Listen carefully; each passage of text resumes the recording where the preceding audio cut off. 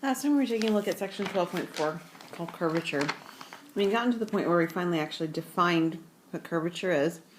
We have actually three different definitions. The magnitude of the unit tangent vector, derivative of that, over the magnitude of the derivative of our function.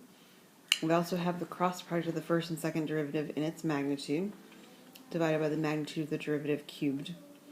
And we have this third definition that has to do with a functional definition instead of a vector definition for the curvature. So the first example that we're going to take a look at asks us to do the following.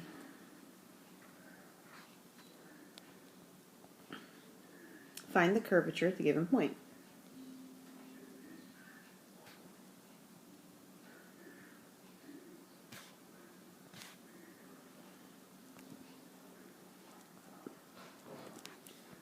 Alright, so the vector that we're working with is t, sine of t, and 3t. And the given point is at t equal to 0. So we're going to find our derivative, which will be 1 cosine t, 3.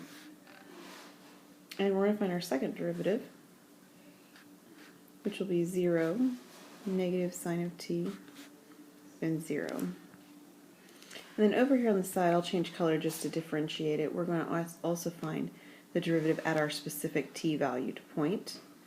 So if we evaluate this function right here, r prime, at 0, we have 1. Then cosine of 0 is 1, and then 3. And for the second derivative, we have 0. The sine of t is 0, so the negative sine t is also, of course, 0, and then 0. So the calculation of the r prime of t cross r of t, just as a reminder of how we do that, is a cross product, so it's I, j, k. And we have our vector 1, 1, 3, 0, 0, 0. Now, because the zero's at the bottom, every piece of this is actually going to multiply to give us 0, right? If we isolated this corner and we looked at taking, for instance, the I vector times this cross product right here, or this determinant right here, we'd get 0, and we get 0 no matter what we choose because the entire bottom row is a 0. So this vector for this cross product is 0, 0, 0. And then obviously that means that the curvature will be 0 over another quantity. The quantity is actually the magnitude of r, prime, which would be something cubed. That's my piece that I was missing. The magnitude cubed.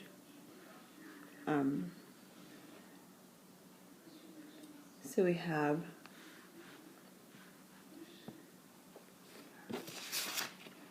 get this down right. 1 plus 1 plus 9, which would be 11, the square root of 11 cubed. So we end up getting a curvature of 0 on this particular one. Alright, so let's try one more of these. Number 3, same directions, but this time I'm going to give it to you in function notation, just a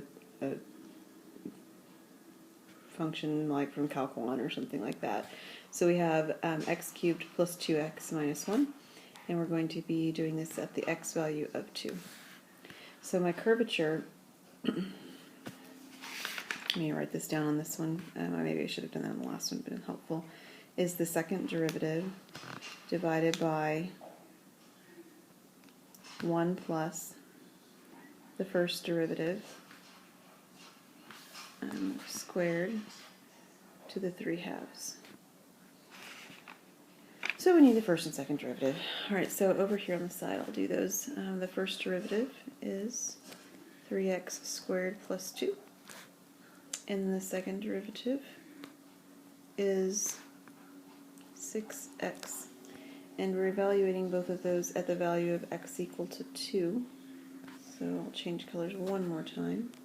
So f prime of 2 would be 2 squared, which is 4, times 3, which is 12, plus 2, which would be 14. and the second derivative evaluated at 2 would of course be 12. So we're going to find the curvature, which will be the second derivative, which is 12, over 1 plus the first derivative squared. So the first derivative is 14, and then we'll square that. And then we'll take that to the power 3/2. So if we simplify what's underneath that square root, so we square the 14, then we add the 1, we're actually going to get 197. So this is 197 to the 3/2. And we're just going to leave it like that. That's what your book does in this particular case, so we'll follow them and do that as well. All right, so this section is now finished, and we can talk about assigning homework. So this homework is from section 12.4, and it's problems number 7, 10, 12, 20, 23, 26. And then 30 and 31, and I kind of put these on a line by themselves on purpose because there's a part of the directions that talk about sketching, but there's no sketching that I'm going to require from you, so no sketch needed on those two. There's not any sketching on the others as well, but the others don't ask you to, and these do. Let me get you the page number just so that you have that for sure. Just a moment. All